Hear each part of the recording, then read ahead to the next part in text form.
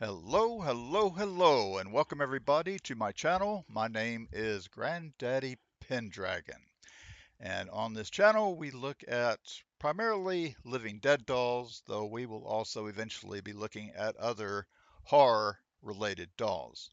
I want to first give a shout out to one of the younger supporters of this channel, a girl by the name of Gabby, who has shared this channel with some of her friends. Thank you, Gabby. I appreciate it. I know you're going to go very far in life, especially if you don't follow in my footsteps. So, Gabby, for helping out this channel, high five. Okay, let me mention also that as far as the method behind the madness, I try to keep these videos pithy because I know a lot of you are very busy. You've got other things to do. I appreciate the fact that you stop and watch my videos. I don't take that for granted at all. And so I don't want to infringe upon your time in any way. I also want to mention that uh, I I cover the Living Dead dolls in a more of a cursory way, I guess. I look at the dolls. I don't spend much time, like I say, on the boxes or the accessories and that sort of thing.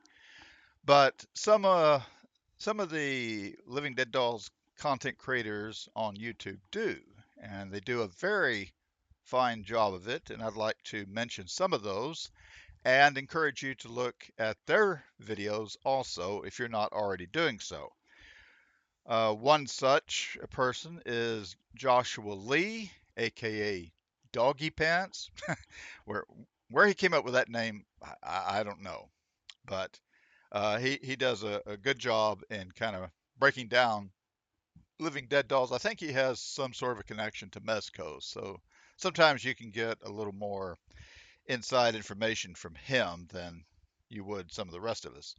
Nostalgia Basement is another good source. She has a large collection of living dead dolls that she features. Crybaby Lily is also very interesting to watch, as is the House of Dolls. So all of these folk have very good videos on living dead dolls. If you want to check them out as well, I know they would appreciate it. Uh, Today we are finishing series one. We're going to look at the last doll that I bought in 2001 from Suncoast, and that doll is the only boy doll that was in the series, and that is Damien. Damien, as you can tell by his attire, is a schoolboy. He's got a cap that's removable, uh, and his hair is pretty well rooted. And you put his cap back on. He's got a little coat that has snaps, and underneath he's got a white shirt and a tie. He has shorts, socks. He has boots that are slit in the back here. If you want to take them off, I I don't ever dress and redress dolls, very rarely, but some people do. So if you're one that changes the outfits, in most cases you can do so. He also has this accessory, and I keep this one on his arm, and it's a slingshot that has a little rock or ball bearing or something in it. So he comes with that accessory, and it's a very nice doll. I don't have the 13th anniversary reissue of him. This is the only one I've got, the original. I'm not as big of a collector of the boy dolls as I am the girl dolls. Uh, I do have a number of the boy dolls, and we'll be looking at those in these videos, but I just usually, sometimes they're kind of lackluster, in my opinion.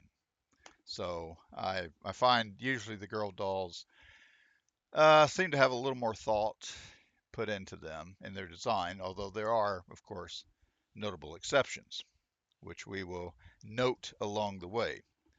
So that is all the dolls of Series 1. I have a Living Dead Dolls lunch kit here, lunch box or pail, that has all the Series 1 dolls on there.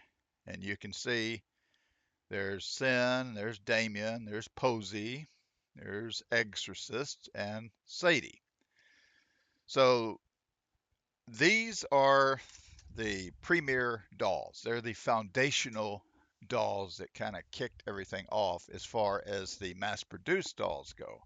And that's the reason I wanted to cover the entire series. Now, in future videos, we're not going to be looking sequentially at series.